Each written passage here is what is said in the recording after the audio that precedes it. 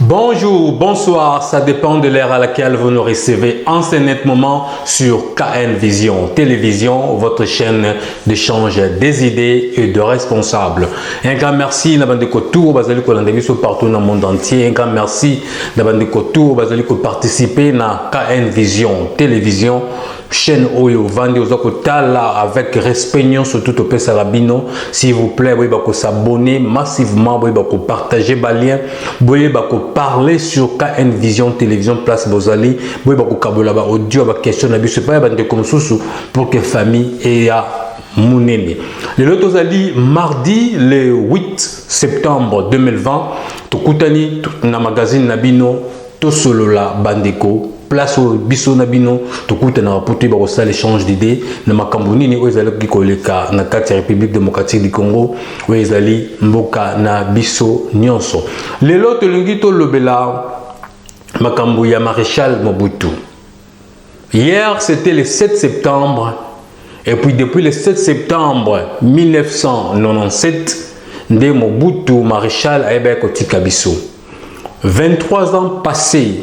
Tonga kito yoka batu ndenge ni balobi ndenge Mobutu atikela kibiso na ndenge to komeli eleki ndenge nini yango tonga kito yoka moi ba avis ya bato nga molobeli na bino toza juste pona ko partager oyo bandeko bazali koloba.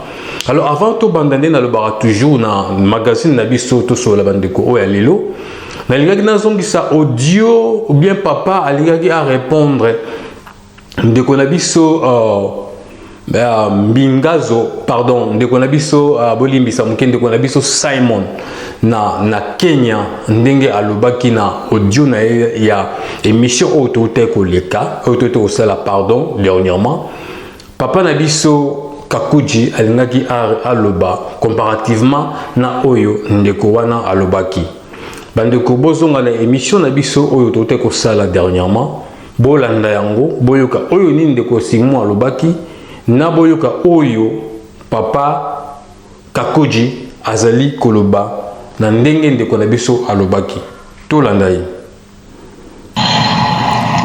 Bonjour Kelly, nalingi ko répondre na sur les commentaires ya ndeko na biso ya Nairobi citoyen Kimbangu Ndego, le temps de Kabila Kabang est révolu. D'accord.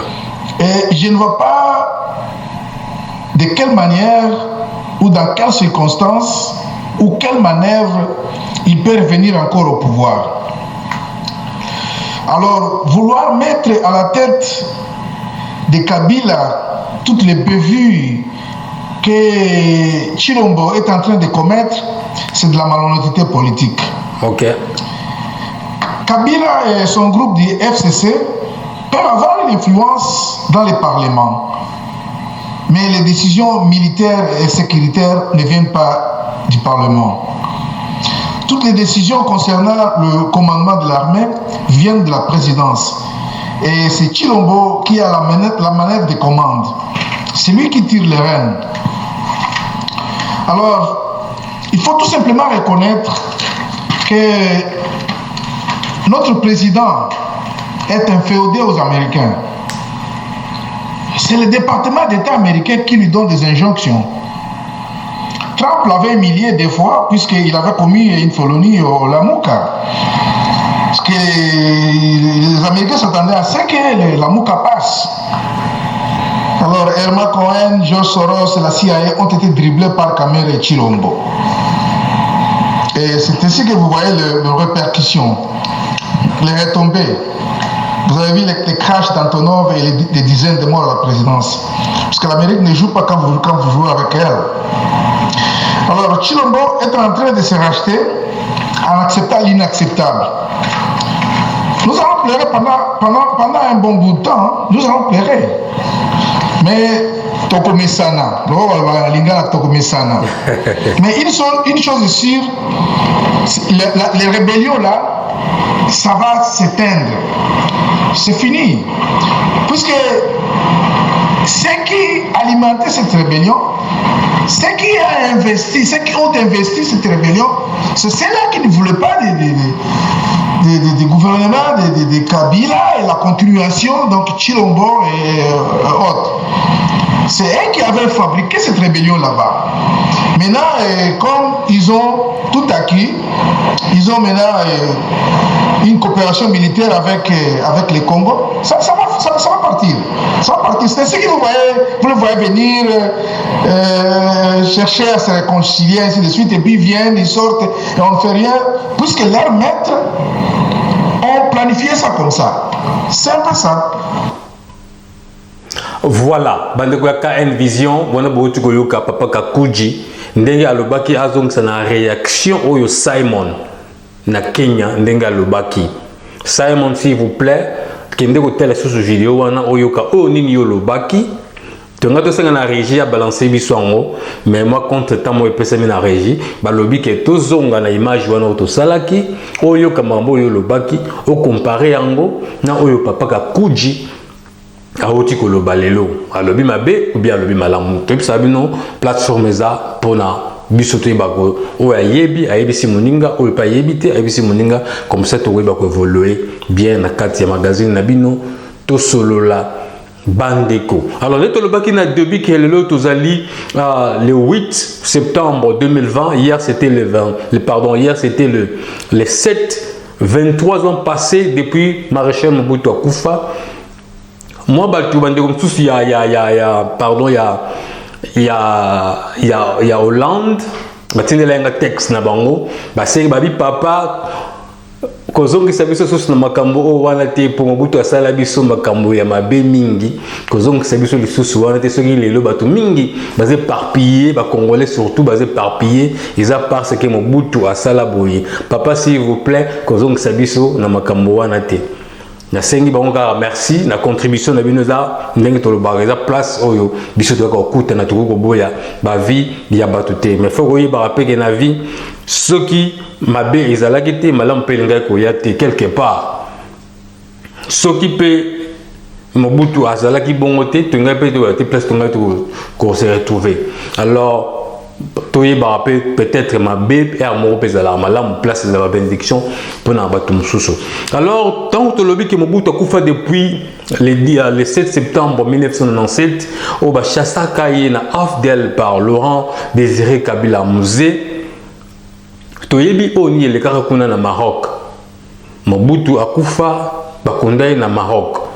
Tant que le discours du chef de l'État, président Félix Tshisekedi Tshilombo, a été kolobake non. Parmi bablo kolia weba ko sala, corps ya Mobutu pe ko yeba ko longwa na Maroc, bako déterrango, bako yo kundango avec honneur la République démocratique du Congo, mboka oye sala pendant 32 ans.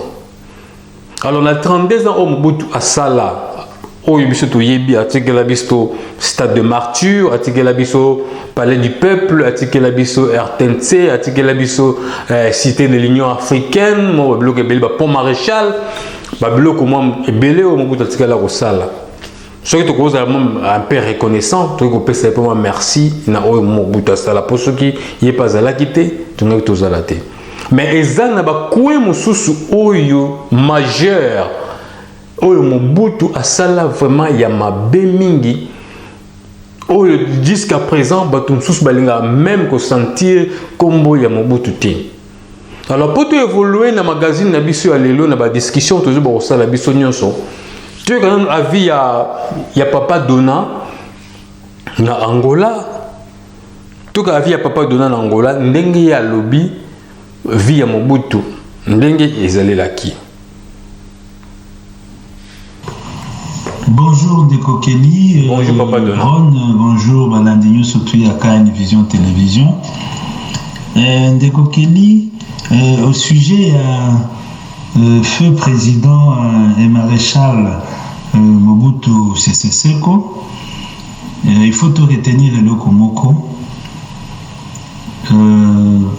Durant règne Naye, il a milité pour que le Zaïre soit uni. Ça, c'est un fait. Okay. Donc, Moutoumoko a le contraire. Okay. Et je pense que, bon, la difficulté, Yazaki Nango, Yazaki suite, il y a conseiller Naye Oyo, Yazaki beaucoup plus des petits menteurs et des flatteurs que Batumoko Bazo Salamoussala convenablement. Okay. Donc, bref, on dirait disons, que le conseiller Naïr s'est entouré disons, des conseillers irresponsables. Voilà. Donc, moi, je pense que Azamoutou, les défauts comme tels, bon, on peut lui reprocher, mais c'est quelqu'un qui revenait à la raison. Okay. Et en plus, à un certain moment, quand il écoutait, disons, ces irresponsables des conseillers, bon, Azalaki vraiment, disons, que ça, là, parce qu'il pensait que ces conseillers-là, ils étaient plus proches de la population, alors que c'était faux. Et Azalaki, Batumoko, Bandakinde, Kolukaba, intérêt dans bango personnel. Okay. Et une façon, disons, de lui rendre un mauvais service, quoi. Et c'est ce qu'ils ont pu faire. Parce que tant où Désiré Kabila, Laurent Désiré Kabila, à côté tout ce monde-là, disons, a pris la tangente. Okay. Et ils se sont arrangés, disons, pour ne pas vendre Zonga Moko. Et juste encore pour la flatter Laurent Désiré Kabila. Okay. Et Bénépe Kokaki. C'était pas disons, dans le sens d'aider le nouveau gouvernement, disons, c'était disons, dans le sens de asseoir Babiloko Baïbaki et puis conserver à moi. Okay. Et ces mêmes irresponsables, qui est encore plus loin, Bazui Kanambe va profiter. Donc, quand vous voyez disons, des gens comme des Tangomamba, donc vous savez très bien donc qui il est, hein, il est presque passé disons de Mobutu à Kanambe, donc c'est pas pour rien. Donc Bazé Belé, donc j'ai pris seulement un petit exemple de ce monsieur là, mais bon, moi je pense que Mobutu dans l'ensemble il n'était pas si mauvais, hein. Donc c'est l'œuvre humaine, quoi. Vous savez que Moutounio surtout a des défauts naïfs, a des qualités naïfs. Mais moi, je m'applique beaucoup plus dans ma qualité que ma défaut. Donc, moi, l'unité nationale, pour moi, c'était une grande aventure pour Mobutu et il a su vraiment, disons, le faire. Donc, c'est ça, disons, ma participation. Merci. Tatabo moko ekolobo moko mokonzibo moko mamabo moko partibo moko 1965 ti 1997 nde tozalaki na kati ya slogan ya Mobutu oyo wana. Alors comparativement na oyo ndenge na oti koloba slogan Nandenge papa donna Nangola a oti koloba Teo gasko papa Kakuji ndenge a lobby soki nani a lobby mambo ya solo. Bonjour Kelly, bonjour Can Télévision, bonjour à tous ceux qui nous suivent. Kelly, tant Mobutu a eu pouvoir, quand il a pris le pouvoir par son coup d'État, j'avais 14 ans. Ok. J'étais assez grand pour comprendre tout ce qui se passe. Yeah. Mobutu était un mauvais, un monstre, un opprobre pour notre pays. Ok. Alors, quand j'entends certains Congolais dire qu'il était un unificateur, un pacificateur, franchement, j'ai envie de me tordre le cou. Comment pouvait-il unifier quelque chose qui était toujours uni? Ok. Quand nous avons accédé à l'indépendance, on n'a pas eu de problème on n'a jamais eu de problème de tribalisme ou quoi que ce soit. Yeah. Le Congo n'avait jamais été divisé. Nous étions très très unis. Mais ceux qui ont voulu diviser ces pays, ce sont les Belges, les Américains. Et c'est encore eux qui ont recruté ce Mobutu et l'ont instrumentalisé pour qu'il arrête et tuer Lumumba. Ok. Mobutu avait arrêté Lumumba et puis il a acheminé à Elisabethville, aujourd'hui appelé Lubumbashi, où les bourreaux belges l'attendaient pour l'achever. Et quand on parle de l'institution katangaise et kassaïenne, c'était des œuvres des Occidentaux. Ok. Les Congolais de toutes parts avaient voté massivement Lumumba. Donc Lumumba était aimé par tout le monde. Vous voyez, cependant, Mobutu travaillait comme un agent de la CIA. Vous voyez? Alors quand il y a eu des problèmes, la rébellion de 64, la Pierre Moulele et autres, Kabila, ainsi de suite, Ouénié, tout ce monde-là, c'était des retombées de la mort de Lumumba. Ok. C'était des retombées, c'était une révolte populaire. Vous voyez? Et bon alors c'était le Mobutu lui-même là, qui était l'initiateur de cette guerre-là. Parce que s'il n'avait pas tué Lumumba, il n'y aurait pas de problème. C'est quand il a tué Lumumba que les gens se sont soulevés. Ça, moi j'ai vu, c'est pas quelque chose qu'on a raconté. J'ai vu, j'étais là. J'ai vu de mes propres yeux. Mobutu a semé les désordres, pas seulement au Congo, mais dans toute l'Afrique. C'était vraiment un mégalomane et puis un kleptomane. Et puis il y a eu trois présidents fous en Afrique. C'était Mobutu, Bokassa et Idi Amin. Ok. Quand Mobutu a hérité le Congo, les francs congolais, notre monnaie, c'était une monnaie très très forte. Et puis elle était acceptée un peu partout. Quand on allait en congé chez nous, au Katanga, et on passait par Uvira, on montait Kalemi, et on passait par la Tanzanie, le Burundi, et notre monnaie était acceptée partout. Ok. Vous voyez? Yeah. Alors Mobutu a collaboré étroitement avec les impérialistes pour maintenir la partie en Afrique du Sud, la colonisation en Angola, en Namibie, au Mozambique et au Zimbabwe. Et bien alors, après, vous savez comment est-ce qu'il a détruit notre économie? Il a nationalisé les biens des universités étrangers avec son programme des arianisation. Quelques années plus tard, les industries, les supermarchés, tout était par terre. Mobutu n'a pas construit une seule école, il n'a pas construit un seul hôpital. Les routes, il n'a rien réfectionné. Vous voyez? Alors après, il s'est mis à tuer tous les opposants politiques. Alors quand vous avez un président qui travaille pour le service des renseignements étrangers, c'est que vous n'avez pas de souveraineté. Mobutu était nul. Il travaille pour la CIA. Et quand vous avez un président qui travaille pour les étrangers, pour l'Occident, c'est que vous êtes décolonisé. Vous voyez? Alors Mobutu était un piètre président et puis un traître. Il ne faut pas retourner son corps en Afrique, enfin au Congo. Il ne faut pas qu'il reste là-bas. Voilà, bande de KN Vision Télévision, Wanezali Papa Kakuji, Aoti Kopesa, réaction à Yende Tolobi non 23 ans depuis Mobutu à Koufa. Papa Kakuji a lobby, Bazong c'est même pas un zotonaïe dans la République démocratique du Congo. Biso batuto tala, biso tuto kuta na kati ya plateforme oyo. Est-ce que Papa Kakuji a lobby? A lobby malamu to a lobby ma be plateforme eza ngo, eza ouvert. Oui, à Monique, ils ont à répondre au Lexa audio naïe. Mais ce que tu as dit, tu pas Moussoussou, dès que Papa Kakuji a lobby, et il y a des bâtons sous péto yo kaba histoire. Ngai papa na ngaza moi il y a 29. Toyebi makambo nini ba yebisa biso pona Mobutu. Alors makambo Mobutu eza un peu compliqué, bâtons sous bazui on ndenga na bango malgré Mobutu asala mambo belé ya mabe o biso nyoso toyebi to ko ya ngo ba maman ya Hollande ba boya qui même ko contribuer ba webe mais pardon ko participer. Pour moi qui ça fait très mal et ça là bon ma mingi pour le lot pour tout mingi ba vina bango beba et ça parce que Mobutu ayebaki ko sala yango na puissance au Mobutu azalaki nango léopard yimo comme bien léopard toyo kanano Simon na Kenya ndenga lobaki. Bonsoir Ndeko Kelly. Bonsoir Ndeko Noso ya KN Vision TV. Vraiment nzamba pambola bino. Oui, pour l'anniversaire de commémoration, il y a le défunt, le président Mobutu Sese Seko.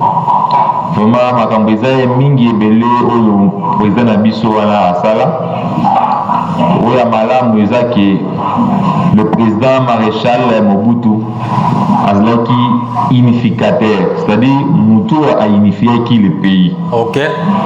Tango wa président Mobutu ezalaki pas supposé comme makambo babengi tribalisme. Ok. Vraiment le président Mobutu asanisaki pays ezalaki eloko moko ozala mutu ya bandundu ozala mutu ya Équateur, ozala mutu ya Bakongo, ozala mutu ya Katanga, ozala mutu ya Nord Kivu. Biso nyonso tozalaki eloko moko. On était les Congolais. Mais le tribalisme eza makasi.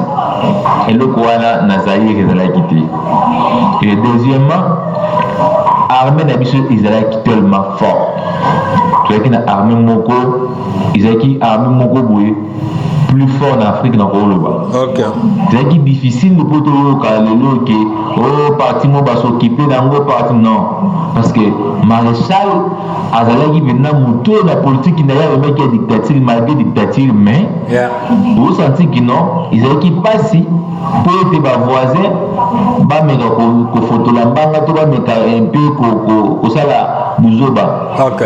Vraiment unité ezalaki et respect ezalaki na ba voisin sur le plan diplomatie bande ko respecter biso makasi na Afrique ezalaki parmi les pays les plus forts en Afrique pour armée ezalaki pene ya makasi so comme on dit soldat Mobutu et entend Zaïre au moins non c'est un combattant celui-ci vraiment c'est un militaire par rapport à lelo et atongela biso biloko ya malamu atongela biso maréchal atongela biso nini port ya nini ya Matadi ou atikela biso pour maréchal atongela biso stade de Marty même la voix du peuple nini la RTNC même nini palais du peuple vraiment absala moi biloko ya ebele ou ya malamu ko président de faire Mobutu asala eza pena mingi pona biso lelo to tongo zomona port maréchal tout raisonnable tant tout le monde a stade de Marty tant tout le monde a palais du peuple vraiment ça nous fait du bien mais pour les Zaki à Mabé Zaki nini Mobutu a mis dictature na mboka dictature et deuxièmement ayaki kobebisa na suka tango tokomi économie kitaka ba vers 1990 92 makambo ya kobeba vini ezalaki liboso ezalaki subongo te et mboka ekoma kao ti lelo ndi tokomi toza na libulu wana ti depuis 1990 ti muza lelo kwa relanti ti lelo mboka ezalaka na kao pourquoi c'est parce que finalité na ezalaki mabe. Ok. Mais à part ça aussi multipartisme ezalaki te par parti pene ezalaki pena mingi te parce que pas na ezalaki difficile liberté d'expression pe ezalaki pena te ndeti toanda komona ndeko na biso nani papa Tshisekedi wa kufa quand même on a essayé mais il a eu beaucoup d'arrestations par rapport à Mobutu. Ok. Vraiment on a pour le bandé yango wana mais aza muto to ko bosana te na so senga na président Félix soko ko landa émission na biso oyo vraiment basala effort basala la président Mobutu monument papa Mobutu sala makambo belé na mboka. Okay. C'est le plus président de la République ya mboka na biso Congo asali 32 ans au pouvoir. Pourquoi le lobby te minimiser Mobutu et de menaïti le Maroc bah il y a des Tilelo, tout ça, monument Mokoté, là, de faire Mobutu, maréchal, il a fait beaucoup de choses, tout le monde a bloqué à Tika, toujours raisonné. Il faut que tu aies journée, Moko a fait rien, de là, Laurent Désiré Kabila, de là, Lumumba. Vraiment, et vous avez malade, ceux qui vont reconnaître le maréchal, parce que tous les présidents, les cas, Bazan a droit en air. Il faut tout honorer mémoire, il y en a Désiré Mobutu. Vraiment, c'est un peu ça, on a pour le bas. Merci beaucoup pour la émission.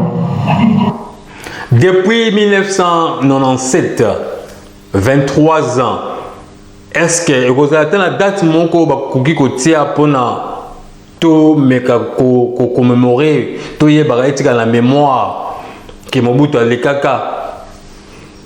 Est-ce que ndenge Simon a oti koloba Papa Kakuji a koyeba susu koloba susu mamuke plateforme eza place wana tozozela toyoka ndenge nini tozosala ba échange d'idées. 23 ans depuis Mobutu akufa, papa Mzee Laurent Désiré Kabila aye, Joseph Kabila aye, Tilelo Félix Antoine Tshisekedi Tshilombo na place. Point d'interrogation. Toyoka papa Mbingazo na Allemagne. Ya lobinini na sujet autour sur la lelo. Bandeko bailanda pa ndeko Kelly Brown eleki mibu toko ibale na isato kondo mokambi wa mboka Mobutu Sese Seko Kumbeni waza banga tikaki biso kasi minute minei ezali moke pona koloba nyonso manso na matali kondo Mobutu. Okay. Ya liboso na kobongisa mwa moke po ndeko alobi na le 17 mai 1997 Laurent Désiré Kabila abengana ki Mobutu te. Laurent Désiré Kabila azalaki na bokasho na kobengana Mobutu te. Azalaki oyo babengi na français l'homme de paille. Batiaki liboso po ebima lokola bakongole nde batomboki. Nzokande nsima na ye Rwandais, bazalaki, Ougandais, Burundais, Érythréens, les Tchadiens aussi. Donc une force, donc des forces armées hétéroclites. Oyo bayaki ko bengana kolongola Mobutu na bokonzi, ko bengana c'est trop fort, kolongola ye na bokonzi. Yamunde akimaki. Bomoni. Okay. Merci. Laurent Désiré Kabila azalaki na mosolo te to na mosolo to mapinga ya koya kolongola Mobutu na ebonga te pona nsima ya force hétéroclite on a lobby ba américains les européens les occidentaux puissance extérieure bazalaki nsima na mboko na uti kotanga c'est pia wabo ya mibale ezali Mobutu na aspect positif. Mobutu asilaki kotia base ya nation. Atiaki base. Ezala yenda bandaki kotia base ya nation. Yango komona tango wana okomona na province Équateur gouverneur la province Équateur ezalaki lokola Ngoma Toto Mbwangi, Henri Désiré Takizala, Denis Paluku, Jonas Mukamba okena province ya Katanga na tango wana okomona Koya Gialomba c'était Gerembo gouverneur ya province ya Katanga. Mandu Ngubula ya tipazaka gouverneur ya province ya Katanga. Ezalaki bongo okomona bakamati moto ba Congo batinde na Équateur, moto Équateur batinde na Katanga to na Kivu, to moto ba Congo batinde na Kivu. Ezalaki bongo wana Congolais azalaki komi azalaki panaye. Okay. Soki mbandi azali na Katanga kuna akomona te azali panaye po ezala bangandi basusu bazana babotama bakola na Katanga ekoma epana bango. Okay. Et puis vice versa baluba pe musu bazana Équateur babotama na Équateur bayebi koloba lokota lokola mbandi ngombe ainsi de suite bongo na bongo. Voilà. Wana ezali aspect positif ya Mobutu atiaki base wana et puis intégrité du territoire bazako sakana bisote.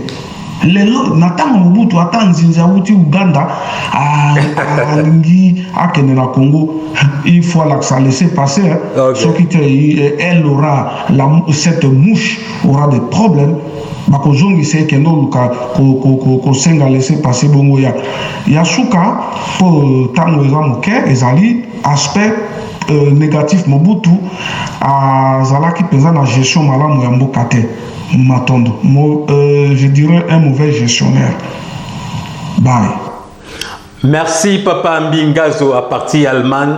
So vous allez me comme tout au Koloba. Attends sous 4 minutes. Au Koloba on le sous comme ça mission Togoya.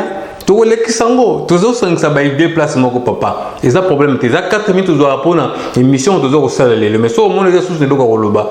Au lobby que non na ngena baksa boye pour une émission de sala qui Togo le kisango na émission Togo au sala jeudi. Voilà bandeko ya KN Vision télévision. Bauti kolanda ndenge bandeko nyonso tu bauti koloba oyo azana motuna oyo azali na réaction comparativement na oyo bandeko bauti koloba plateforme eza kofungwama yeba na ko répondre biso numéro na biso ezalaka wana 24/24 otindi email to texte na yo audio na yo tokoyeba ko répondre yo bino nyonso tu bozali vraiment la bienvenue, le bienvenu nakati ya KN Vision télévision. Botika la malamu tokutana prochainement na numéro msusu. Bye bye.